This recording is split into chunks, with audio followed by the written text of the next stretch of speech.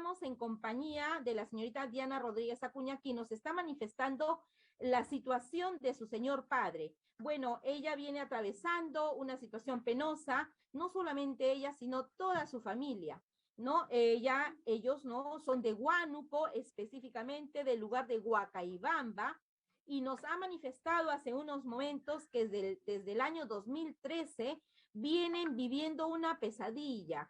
El señor Wilker Ferriol Rodríguez Espinosa es acusado por tocamientos indebidos. Él es un docente, un profesor de aula. Cuéntanos, por favor, Diana, ¿cómo sucedió esto? Bueno, mi padre en principio es un docente de nivel primario, es un profesor nombrado desde el 3 de julio del 89 y ha tenido una carrera intachable durante 24 años, hasta el año 2013, sin ningún tipo de calumnia, sin ningún tipo de denuncias, ni mucho menos. Ha ocupado cargos de dirección, cargos como especialista en Lujer Huacaibamba, ha tenido contacto con muchos profesores, ha tenido contacto también con muchos niños, ¿no? A los que... ¿Cuántos años de servicio tu padre? 24 años de servicio, hasta el año 2013. Sumémosle 8 años más, entonces serían unos... Estamos hablando... Más de 30 años de servicio. Claro, más de 30 años. Si estuviera ejerciendo, ¿no? Hasta que en el año 2013, luego de despedir a una promoción, asume la responsabilidad de la enseñanza de 26 niños que en ese entonces pasaban al 5º grado de primaria. La sección era el 5º grado A, ¿no? Hasta que en el mes de agosto, específicamente el 6 de agosto, mientras se encontraba haciendo o dictando clases, pidió revisar las tareas que había dejado el día anterior. ¿Esto sucedió, disculpa, en qué mes? ¿Del año 2013? En el mes de agosto, el 6 de agosto del 2013, sí. El 6 de agosto del 2013, él pide revisar las tareas que había dejado el día anterior, porque era martes 6 de agosto. Había dejado la tarea el día lunes. ¿A qué hora estaría revisando? Es profesor de aula de primaria, ¿verdad? Sí, entonces, profesor de aula de primaria. Era el profesor continuo, de 8 a 1. De 8 a 1 de la tarde dictaba la clase. Con ese grupo. Con ese grupo. Y era el único grupo a su cargo, de 26 disculpa, niños. Diana, ¿a qué horas aproximadamente estaba revisando los cuadernos o a qué hora más o menos supuestamente sucedió lo que manifiestan, ¿no? Él revisa las clases, él revisa las tareas a las 8:30 de la mañana, que es cuando ya todos los niños están en el aula. Les pide que abran sus cuadernos, él hace un recorrido rápido y muchos de ellos no habían cumplido con la tarea. Dentro de esos niños estaban las 3 niñas que en principio denuncian, ¿no? Antes del recreo, las 3 niñas que hacen la denuncia piden permiso para ir a los servicios. Regresan de los servicios, pero ya un poco llorosas, ¿no? Un poco nerviosas, quizás.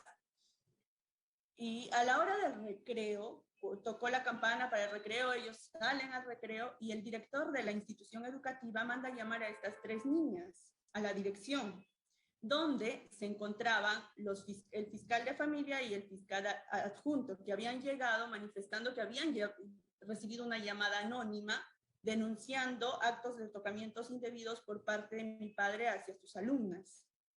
Entonces, los fiscales piden estar a solas con las niñas, sacan al director de la institución educativa, que se supone que es su oficina, entrevistan Diana, a las niñas. Diana, un momento, disculpa, que te corte. Me dices de que las niñas fueron al baño y salieron un poco llorosas, luego el director llama al profesor porque ya... No, llama a las niñas, a las 3 niñas. O sea, aparentemente han hecho una llamada telefónica, ¿a quién? ¿Al fiscal, a los padres? Al fiscal de familia aparentemente habrían hecho una llamada. ¿Quién hizo esa llamada? Aparentemente, ¿quién fue la que realizó la llamada? ¿Las niñas? No se sabe, porque ellos llegan a las 10 de la mañana a la hora del recreo y dicen, hemos recibido una llamada anónima, pero ¿llamada anónima de dónde? Si en ese entonces tampoco no había línea de teléfono o una señal de celular allá en la provincia. Recién en el 2014, 2015 llega la señal del teléfono a Huacaibamba, ¿no? De manera completa. Pero Entonces, es fácil de averiguar si la llamada fue efectiva, fue realidad o no, porque simplemente pedí la telefónica, a qué hora aproximadamente se recibió, la fiscalía recibió esa llamada. Entonces, llamada en ese anónima. documento ya uno puede decir, sí, efectivamente, sí, la fiscalía recibió una llamada telefónica a tal hora. No porque las palabras pueden ser, pero papelito manda. Exacto.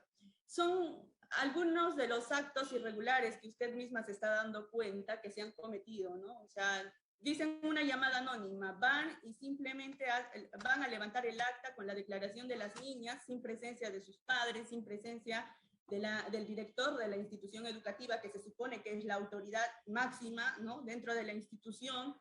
Luego mandan llamar a las madres cuando ya habían las niñas declarado y simplemente les piden que firme el acta sin darle mayor detalle y señalándole que sus hijas habían sido víctimas de tocamientos.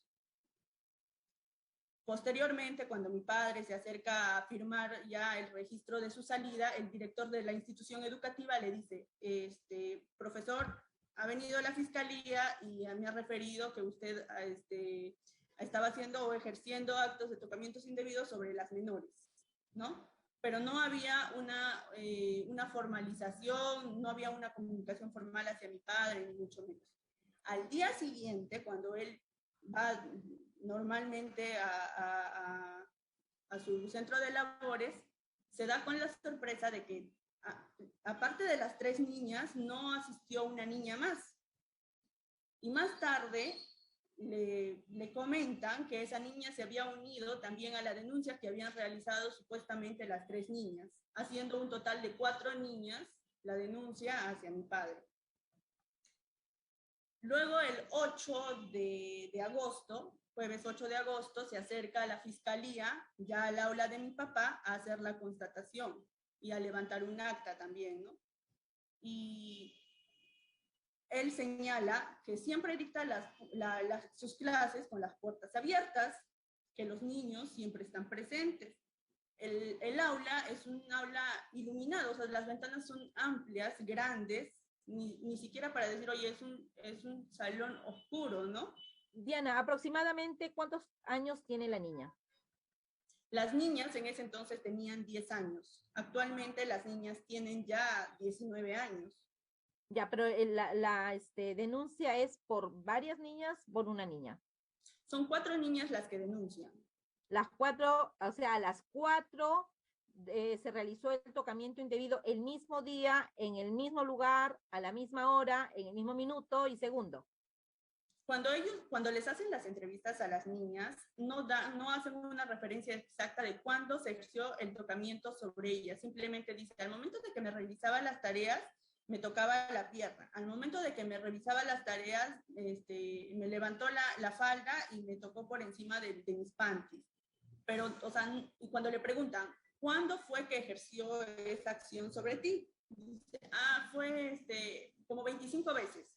Pero ¿cuándo fue cuando se ejerció el tocamiento sobre ti? Le dice, no, es en abril, en mayo, pero no me acuerdo de la fecha. O sea, son respuestas vagas y no te dan un día concreto o una hora concreta, ¿no? Dime, Diana, ¿tú por qué crees que esta situación, por qué creen que los padres o las niñas, porque en todo caso, las niñas, una llamada telefónica haya podido realizar desde una institución educativa, cuando creo que en el 2013 no había pues teléfonos celulares, o en todo caso, no sé cómo han podido hacer esas llamadas, si han sido los niños o las niñas en este caso, o las madres de familia. Entonces, ¿qué crees que se merita? ¿Por qué crees que se ha hecho esta denuncia?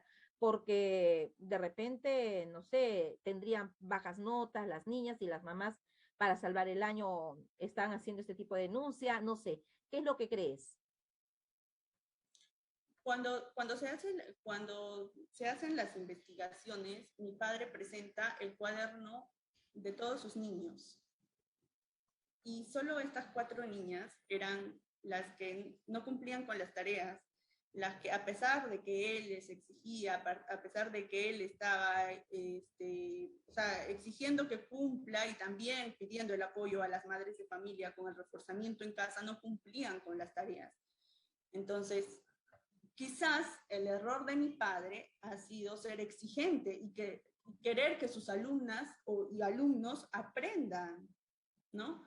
A que se esfuercen en hacer las tareas, a que se esfuercen en aprender y para que esto mañana más tarde les sirva, ¿no? Y tengan una buena base desde la primaria y puedan enfrentar quizás sus cursos en la secundaria o en los cursos posteriores o cuando les toque salir a las universidades. Entonces, un poquito es el tema de la exigencia de mi padre de querer que sus niños aprendan. Lo otro es que una de las madres en el año 2011 denuncia por los mismos hechos a un trabajador de la municipalidad, que era un chofer, ¿no? de un volquete.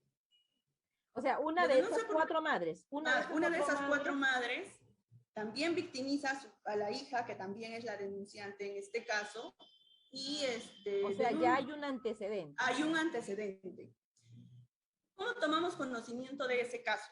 Porque los 22 padres, fuera de estas cuatro madres, porque eran 26 padres de familia, hacen un documento y lo presentan a la fiscalía y le dicen, nosotros queremos el retorno inmediato del profesor Wilke al dictado de clase de nuestros hijos. Y además ponemos el conocimiento de que esta señora está acostumbrada a denunciar.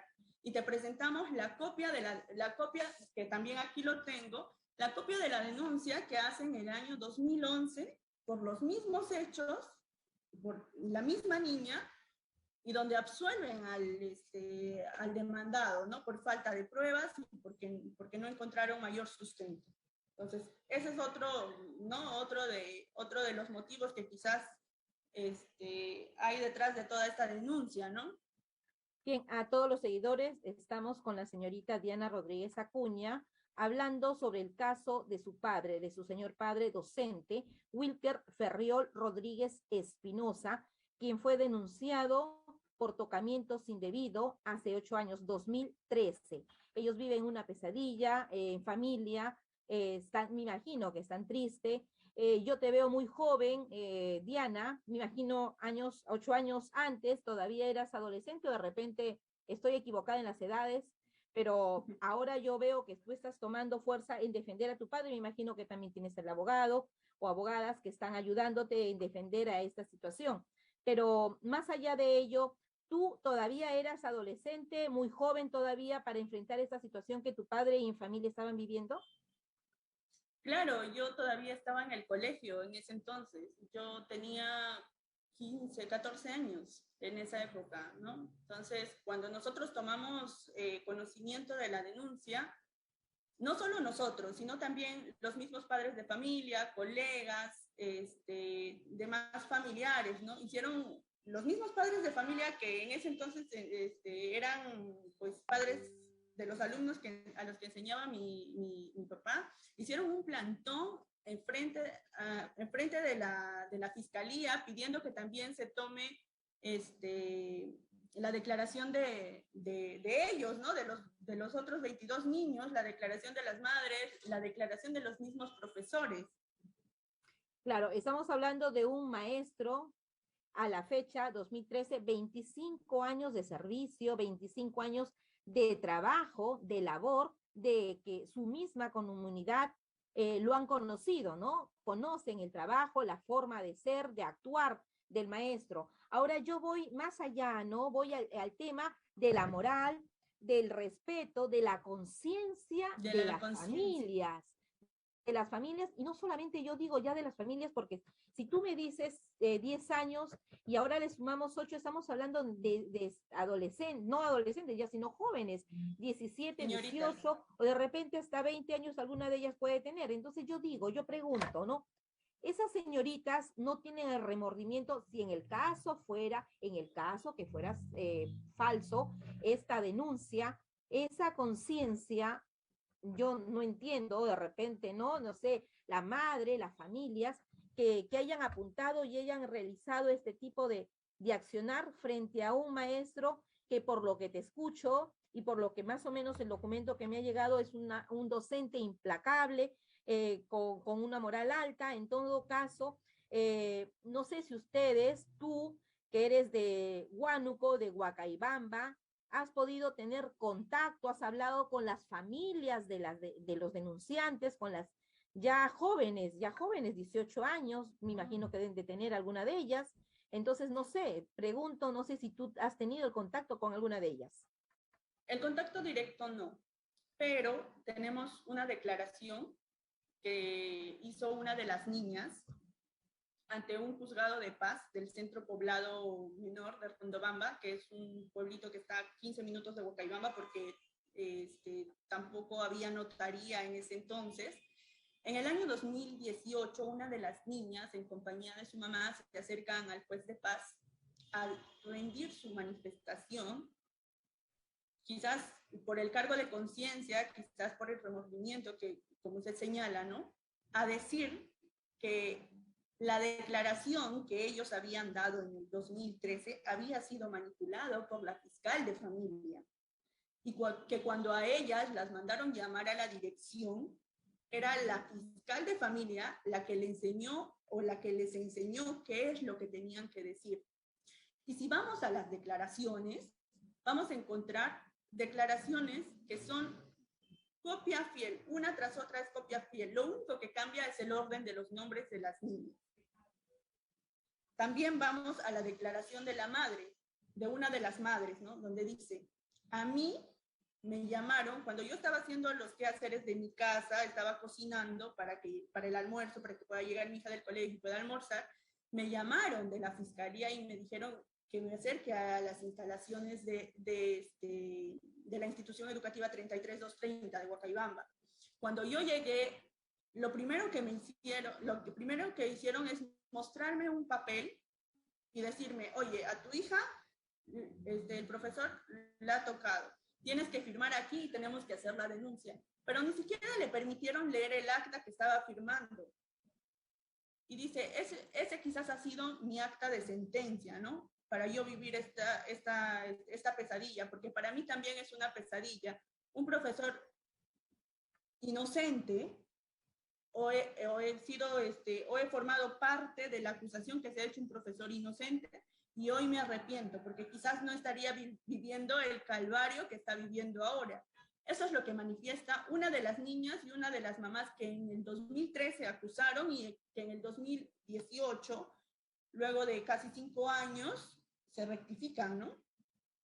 Ya, de 4 esas declaraciones, sí, de 4 se ha rectificado una. Pero esas declaraciones... Ustedes tienen ya el documento. Sí, nosotros tenemos el documento, no solo de ella, sino de los casi 22 padres de familia que a falta de ser escuchados en la misma provincia de Huacaibamba, se tuvieron que ir a un centro poblado menor donde hay un juez de paz que les tomó su declaración de manera voluntaria, ¿no? Eso nosotros lo tomamos, de esas declaraciones nosotros tomamos conocimiento en el 2019. También porque uno de los pobladores del centro poblado de Rondobamba nos dice, oye, había una temporada en el que vinieron dos personas y le pidieron dar su declaración, ¿no? Pidieron rendir su declaración ante el juez. Entonces, cuando nosotros sacamos copia certificada de los documentos, efectivamente, la niña dice, a mí la fiscal de familia me enseñó qué es lo que tenía que decir para acusar a mi profesor. Y me ofrecieron algo a cambio. Y eso lo dice expresamente en su declaración. Es una Entonces, pena, ahora la niña tiene 19 años, ¿no? Entonces, no por contacto directo, sino por contacto con terceros, la niña está dispuesta a declarar. Llamen a donde me llamen, voy a declarar. Porque a mí me enseñaron qué es lo que tenía que decir. Muy bien. Diana, cuéntame el ambiente. Tengo fotografías, Henry, por favor, te envié para que lo puedas pasar. El lugar en el cual se realizó el supuesto tocamiento a las menores de 10 años fue en la institución educativa 33230, ¿verdad? En Huánuco, sí. Huacaibamba. Ahí tenemos las imágenes del aula en todo caso. alrededor de cuántos alumnos se encontraban en el momento que indica que se realizó ese tocamiento. El aula, para empezar, el aula siempre ha estado abierto. ¿Por qué? Porque siempre tenía supervisión constante por parte del director. El aula, como se podrán dar cuenta en las imágenes, es iluminada, ¿no? Tiene una pizarra al frente. Y veo que el escritorio está al frente a la puerta, ¿verdad? El escritorio está frente a la puerta y las sillas de los niños están mirando hacia la pizarra y hay aproximadamente entre 26 y 28 carpetas, entre sillas y carpetas, ¿no? Las veces que dictaba clases siempre lo hacía pues dándose la vuelta por todo el salón para poner orden, ¿no? Por si algún niño no escuchaba, por si algún niño no veía, si es que hacían ejercicios matemáticos, quizás los llamaba al frente para que puedan participar. Al momento de revisar las tareas, lo que manifiesta mi padre es que siempre pedía que dejen sus cuadernos encima de la carpeta para que los pueda revisar. Y si no hacía eso, llamaba a una persona, o sea, a cada alumno para que pueda revisar sus tareas. Y si en algún momento les pidió que se ponga al costado, es para mostrarle las faltas o los errores que había tenido y pueda corregirlo. Pero más no para ejercer tocamientos indebidos sobre ellos. Y cuando se le pregunta a los demás niños si en algún momento habían visto que mi padre había tocado a alguna de las niñas o a alguno de sus compañeros, todos manifiestan que no, salvo las 3 niñas, ¿no? Y ahora tenemos la declaración de una de las niñas que se retracta y dice, o sea, a mí nunca me tocó, a mí me enseñaron qué es lo que tenía que decir. Entonces, esto también ha sido una denuncia armada por parte de la Fiscalía, quizás, o han actuado de manera parcial, ¿no? Buscando quizás tener un caso así sonado, por decirlo, y acusar a una persona inocente con una carrera intachable por más de 24 años, ¿no? Así es. Bien, Diana, acá en el programa Acción Educativa estamos con la campaña No condenar a inocentes. En este caso, por lo que nos cuentas, por los documentos que he estado observando también, aparentemente no reúne los indicios totales para que puedan considerarlo, ¿no? Tenerlo, ¿no? Como un acusado, porque en realidad acá tendrían que ver, en todo caso, la fiscalía, tomar de nuevo analizar, hacer los estudios correspondientes. Y yo te pregunto, con respecto a los magistrados de la Corte Superior de Justicia de Ancash, ¿qué dice la doctora Elvia Barrios, presidente del Poder Judicial del Perú? Bueno, a nivel fiscal y a nivel del Poder Judicial también ha habido muchas irregularidades. En principio porque las audiencias, que se suponen que deben ser en un solo acto, 2 actos, han sido reprogramadas en múltiples ocasiones. En las audiencias, cuando nosotros ofrecimos a los testigos y mandaron llamar a los testigos, también en las declaraciones se llamó la atención en múltiples oportunidades a la psicóloga, porque le preguntaban cuál era el método que había utilizado para evaluar a las niñas y nunca respondió. Y se determinó que las niñas nunca habían pasado cámara Gesell. Entonces, esa es una de las irregularidades que se comete al principio antes de la condena de mi padre. Y así lo condenaron. Y así lo condenaron. En la sentencia no hay mayor desarrollo que un copia y pega de las declaraciones de las niñas y de las madres, más no de las llamadas de atención que le hacen a la psicóloga, porque las niñas nunca pasaron cámara Gesell. No se hizo. Ahora, no se hizo la cámara Gesell, pese a que tenían las instalaciones, conforme lo dice la guía de procedimientos para entrevista única a niños y niñas adolescentes víctimas de abuso sexual. O sea, ellos tenían el espacio, tenían el ambiente para realizar esa entrevista, pero nunca lo hicieron. Entonces se le llama la atención a la psicóloga, pero no lo desarrollan y tampoco lo plasman en su sentencia. Tenemos copia de los audios, claro, copia de los audios donde se desarrolla la audiencia y se muestra eso, ¿no?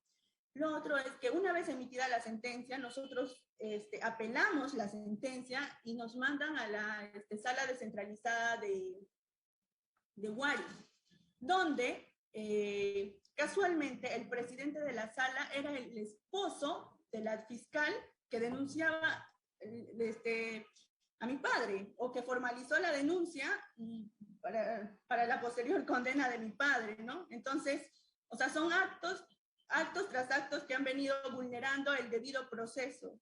Y finalmente, ni siquiera se ha respetado la presunción de inocencia, ¿no? Porque desde un principio los fiscales han actuado de manera parcial. No han hecho mayor investigación, no han hecho mayor procedimiento, han actuado de manera arbitraria y parcialmente, ¿no? Bien, todo este tiempo hay gente que cree en la inocencia de tu padre. Un profesor, como dices, más de 25 años de trayectoria hasta el 2013, y de pronto es acusado por tocamientos indebidos. Dime, ¿qué le dices a todos ellos, a todas las personas que sí creen en la inocencia de tu padre? Todos los padres de familia que han sido padres de familia, alumnos, y maestros también, colegas, me imagino. Maestros, ¿no? Colegas, se han dado el trabajo de hacer firmar memoriales para presentarlos a la fiscalía y decir, oye, el profesor Wilke Ferrol Rodríguez Espinosa es inocente. Han hecho plantones enfrente de la fiscalía para pedir que tomen sus declaraciones y puedan también tomen sus declaraciones y resuelvan, pues, no de acuerdo a derecho, pero no se les ha tomado en cuenta. Entonces, a todos ellos agradecerles por el apoyo infinito, ¿no?, que brindan hasta el día de hoy, porque están dispuestos, ¿no?, a declarar, a firmar, a manifestar a favor de mi padre, porque creen en su inocencia. También está mi familia, ¿no?, mi familia que viene apoyándonos en esta vía crucis que venimos viviendo, ¿no?, desde el año 2013 hasta la fecha. Uh-huh. Diana, dime, ¿tú eres la hermana mayor? Yo soy la hermana menor. Somos 3 hermanos, yo soy la hermana menor, tengo 23 años de edad y bueno, desde el 2016, 30 de junio del 2016, vengo haciendo una lucha incansable, presentando múltiples recursos. He presentado recursos de revisión. En principio presentamos recursos de casación que nos denegaron. Presentamos el recurso de casación, no resolvieron el fondo, resolvieron solo la forma y la denegaron. Presentamos un habeas corpus, tampoco hicieron mayor desarrollo sobre el fondo del asunto, no resolvieron los medios, no se tomaron el trabajo de revisar los medios probatorios que hemos presentado, como es el de la rectificación de la declaración de la niña y su madre. Y ahora último he presentado una denuncia por delito de falsedad ideológica, coacción y prevaricato contra esta fiscal que prácticamente ha condenado, pues, a mi padre desde un principio, porque no ha hecho una buena investigación desde el principio, que es la doctora Polinaria Salvador Ponce, ¿no? Y después Karina Leira Vázquez Segura, en su calidad de fiscal de familia de Huacaibamba, y quien... ¿Cómo procedieron ellos? ¿Cómo procedieron ellos? ¿Cómo procedieron ellos? Ellos procedieron de manera arbitraria. Según ellos, recibieron la llamada anónima y lo primero que hicieron es ir a levantar un acta, enseñarles a las niñas qué es lo que tenían que decir y a partir de ello hacer una serie de actos arbitrarios y buscando la manera de perjudicar a mi padre, ¿no? Y hasta lograr su objetivo, que es la condena. No solo una investigación exhaustiva. No, porque las niñas, o sea, simplemente le enseñaron a las niñas qué es lo que tenían que decir, cómo lo tenían que decir y nada más. Eso fue sus elementos de convicción, por así decirlo, para condenar a mi padre. Como le señalé hace un momento, las niñas nunca pasaron cámara GESEL, nunca fueron a las instalaciones de medicina legal para poder hacerle la entrevista única, ahí en un ambiente donde puedan estar solo las niñas con la psicóloga y aparte el observatorio, ¿no?, donde participan los fiscales, el abogado, el defensor público, qué sé yo, las personas que deberían participar. O sea, nunca hubo eso. Dime una cosa, Diana. sé que esto ya es personal, el tema de esta denuncia, pero el SUTEP también facilita, apoya al maestro cuando hay de repente también acusaciones falsas, ¿no? Como es en el caso que está mencionando el de tu padre. ¿Ustedes han recibido algún apoyo, alguna asesoría, inclusive de la misma UGEL, ¿no? Porque también hay un área de asesoría legal. Entonces, mi pregunta es, en relación a ello, ¿se han recibido alguna asesoría del SUTEP, en todo caso, si has pedido, o de repente en la UGEL? No, al contrario, cuando se dio a conocer la denuncia, no hemos recibido ningún tipo de apoyo, ni mucho menos, ni tampoco asesoría. Al contrario, cuando se dio a conocer la sentencia, lo primero que hicieron es abrir un procedimiento administrativo y retirarlo del Ministerio de Educación. O sea, ni siquiera con una carta de agradecimiento, simplemente sacaron una resolución en la que decían que por haber sido condenado a 24 años de prisión, lo retiraban del Ministerio de Educación. O sea, hasta ahí llegó su carrera, ¿no? Hasta el año 2016, en el que lo condenan y sin mayor, sin mayor fundamento simplemente lo retiran, ¿no? Es una pena que se realice ese tipo de accionar a un maestro que aparentemente ha mostrado durante todo su tiempo, su carrera, que ha sido una carrera intachable, ¿no? Y fácil es acusar sin investigar.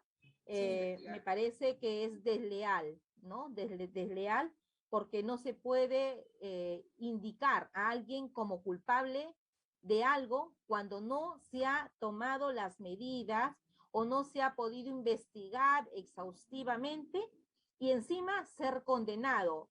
Encima de ello, darle una carta de despedida, ¿no? Por los años de trabajo, con acusación. De verdad, es una lástima, es una pena, porque el maestro está para enseñar. Sí, hay maestros y maestros, es cierto, pero hay que investigar, ¿no? Hay que investigar y decir al culpable que es culpable, pero si es inocente, no podemos acusar a alguien que no se tenga las pruebas aún todavía. Entonces yo desde acá, ¿no? Pedimos que se realicen las acciones correspondientes, que se investigue a fondo para ver la situación de tu señor padre. No sé si quisieras acotar, comentar algo más antes de finalizar el programa.